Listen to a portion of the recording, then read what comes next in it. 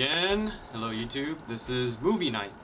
Um let's see. I know this is not my typical room and is because it's not.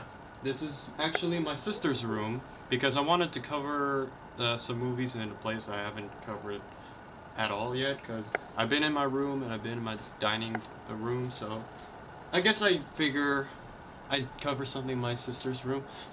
I can only show this part of the wall though, because she doesn't want anyone seeing her room. Even though, like, I will tell you on, like, my right, there's a huge wall of Twilight posters. Like, it's kind of freaking me out.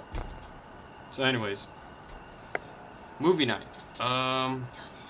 First movie that I want to talk about, and I saw this movie like a few nights ago, and I don't really see this movie get any, like, coverage. I don't think it really got any coverage, even though it stars Ellen Page.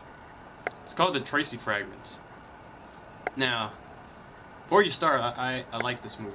This was a good movie. This was not an entertaining movie, but it's one of those really kind of deep movies where when you watch it, you learn something about life or something like that. Something like that. That kind of movie. Now, this movie, it's a little strange, and, like, it's not strange in material because this kind of material has been covered by a lot of people. Like, there's so many movies of this kind, like Crash and The Requiem for a Dream, that, like, what makes it stand out, and this is kind of weird, is that the picture of the movie is kind of messed up. Like, there would be, what I'm trying to get at is, it's a very experimental approach to film, where instead of, like, just a traditional, here's a camera, I'm filming it, and whatever I film is on camera. In this movie, it's like, they would have a film go here, and some other clips happening at the same time, like that kind, like the Brady Bunch kind of style, but a whole film in that kind of style. And it's not just like the Brady Bunch squares. There's like a whole bunch of different styles. Like, I remember in the film, there's like only a few instances where the whole screen was being used. Like, most of the time, you're staring at like a black sheet with a bunch of pictures around it. Some pictures are moving, and some pictures are just pictures. Sometimes, and each of as the movie goes on, whatever mood the movie's in, and this is kind of genius in the movie's part, whenever the mood changes, the picture would kind of, like, mimic that. Like, when something chaotic's happening, all these pictures suddenly, like, shoot out. Like, it would start, like, there's a scene where Ellen Page, she's, this is kind of spoiler, she's trying to run away from this guy chasing her, and the scene's mood is chaos, so, like, all this pictures around her is just like messing all over the place. And, you know, you kind of appreciate the movie for being different, but the problem with the movie is that it's different. It's like, I remember when I watched it, I had to stop in halfway in because I got a headache, and that's what the movie will do to you. You will get a headache if you don't watch it right or something like that, because there's so many things happening on screen. That's what I'm trying to get at. And other than that, if the movie was just like filmed normally, I don't think it would have gotten that much, like, it would have gotten less coverage, because the basic plot of the movie is that Ellen Page plays a girl named Tracy, and she lost her brother, who thinks he's a dog.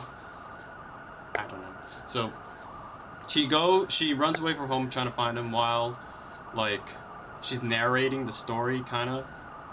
And you kind of, as the movie goes on, you kind of learn that her life is not as good as you think it is. In fact, it's really bad. Like, she's misunderstood by her parents, and everyone at school hates her.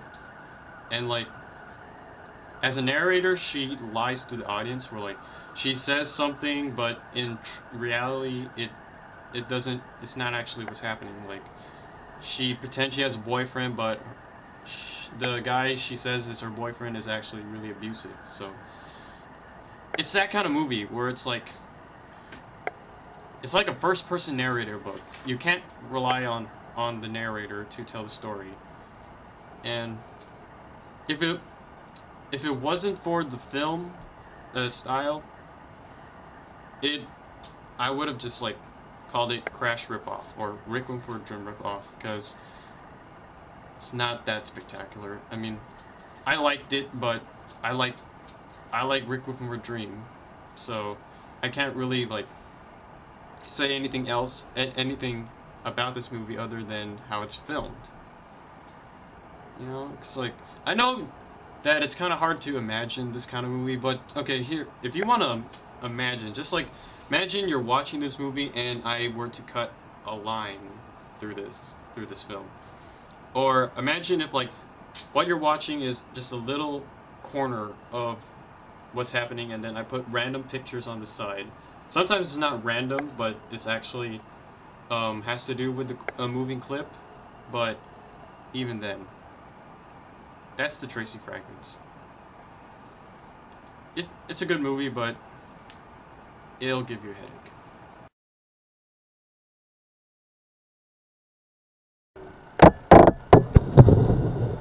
Hello again.